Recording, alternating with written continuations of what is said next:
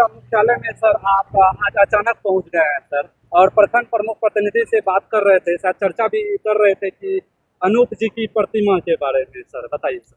देखिए, आज हम कुर्सेला जा रहे थे शिलान्यास के शुभ अवसर पर, और पता चला अचानक कि समेली प्रखंड में विस्थापितों और खासकर जो यहाँ पर आपदा की बैठक हो रही थी आने वाला बरसात के दिनों के लेकर।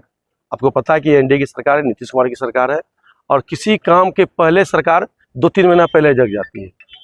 तो आज सीओ साहब की अध्यक्षता में, बीडीओ साहब के नेतृत्व में, प्रमुख साहब, सारे मुखिया समिति, वार्ड मेंबर, पंच, सरपंच के नेतृत्व में, और जोगेंद्र गुप्ता हमारे यहाँ अच्छा प्रमुख मैडम भी तो आई, इनके नेतृत्व की बैठक हुई है, आपदा की बैठक हुई है, बाढ़ की तैयारी, बाढ़ से पूर्व की तैयारी चल रही है।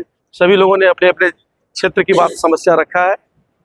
बाढ़ों में क्या जरूरत पड़ता है, सांप काटने की दवा, पशु चारा, नाव की व्यवस्था, सूखा राशन, गीला राशन, ये तरह तरह की जो व्यवस्थाएं हैं, इस व्यवस्था में सरकार पहले भी काम कर रही है, आगे आने वाले समय भी काम करने वाली है।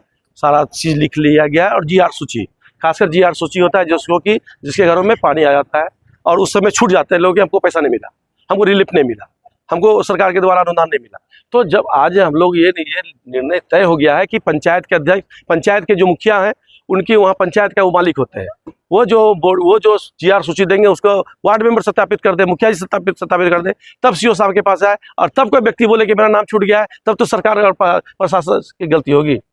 लोकल स्तर पर हम 2 महीना से पहले आज बैठक कर रहे हैं।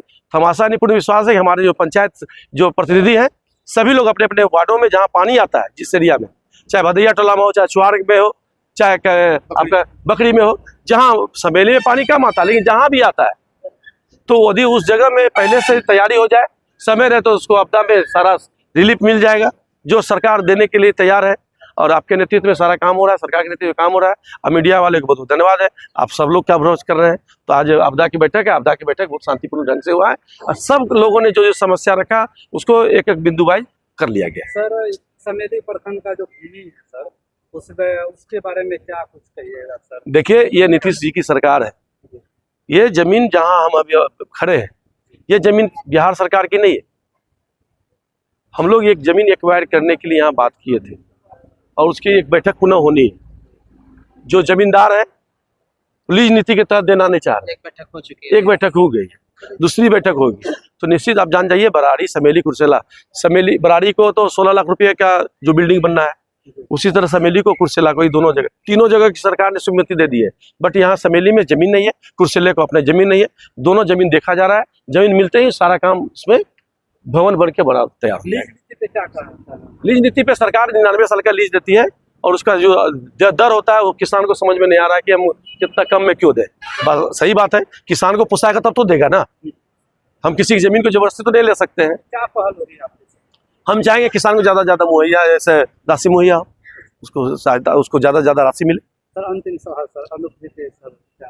देखिए, अनूप जी हमारे आदर्श है, उनकी जो कीर्ति को भुला नहीं जा सकता है। कुछ लोग अनूप जी को छोटा मोटा बोले थे, आप लोग पता है, लेकिन अनूप जी छोटा मोटे नहीं है, बहुत बड़े हैं।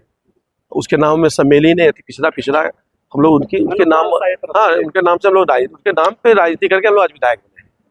और हम लोग यहाँ आए थे अनूप जी की प्रतिमा को स्थापित करने के लिए, लेकिन कुछ लोगों के द्वारा साजिश के तहत और साजिश लगा करके फंसा दिया गया काम को।